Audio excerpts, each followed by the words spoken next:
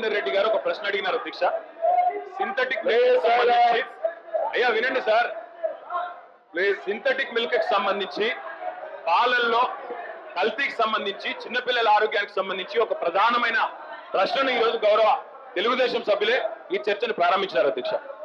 ఆ చర్చలో భాగంగా కొంతమంది లేచి హెరిటేజ్ అనే ఒక సంస్థను మరి కేరళ ప్రభుత్వం నిషేధించిన మాట వాస్తవం అని అడిగారు అధ్యక్ష.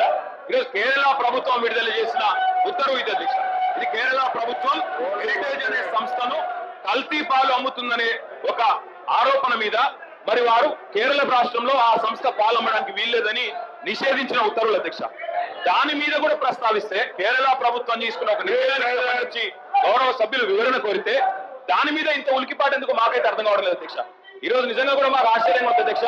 నేను నిన్న కూడా చెప్పాను, మళ్ళీ చెప్తా ఉన్నా, చట్టం ప్రకారం మనకు ఒక ఆంగ్లో ఇండియన్ నామినేటెడ్ సభ్యులు ఉంటారు అధ్యక్ష మన హౌస్ లో.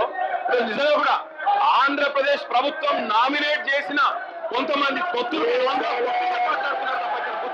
తెలుగుదేశం సభ్యులు తెలంగాణ ప్రజల పక్షాన మాత్రం మాట్లాడలేదు అధ్యక్ష. ఇక్కడ ఎవరు హెరిటేజ్ డైరెక్టర్ లేరు, హెరిటేజ్ సంస్థకు ప్రతినిధులు లేరు. వారెందుకు తోలికి పడుతున్నారో మాకు అర్థం కావడం లేదు అధ్యక్ష.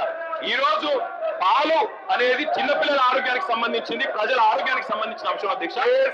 ప్రాముఖ్యత కలిగిన అంశాన్ని చర్చించకుండా ఈ రోజు వీళ్ళు అడ్డుపడుతూ ఉన్నారంటే, ఇంకా కూడా ఆంధ్రప్రదేశ్ ప్రభుత్వ అధినేతగా ఉన్న వ్యక్తి తొత్తులుగా ఇక్కడ మాట్లాడుతున్నారంటే ఇది నిజంగా కూడా తెలంగాణ ప్రజలకు ఒక దురదృష్టకరమైన.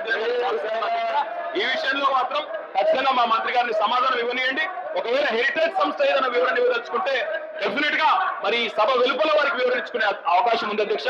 ఆ రకంగా ముందుకు పోవాలి తప్ప ఇక్కడ కొంతమంది హెరిటేజ్ సంస్థ ప్రతినిధుల మాదిరిగా, అధికార ప్రతినిధుల మాదిరిగా, ఆ సంస్థ డైరెక్టర్ల మాదిరిగా మాట్లాడితే అది భావ్యం కాదని మాత్రం నేను విజ్ఞప్తి చేస్తా ఉన్నది. హెరిటేజ్ అనే సంస్థ, పాలు హెరిటేజ్ అనే సంస్థ, హెరిటేజ్ హైదరాబాద్లో పాలెండి అమ్ముతుంది అధ్యక్ష. వాళ్ళు కూడా కల్తీ పాలను అమ్ముతున్నారని చెప్పి హిందూ పేపర్ల ప్రముఖ ప్రశ్నించారు అధ్యక్ష.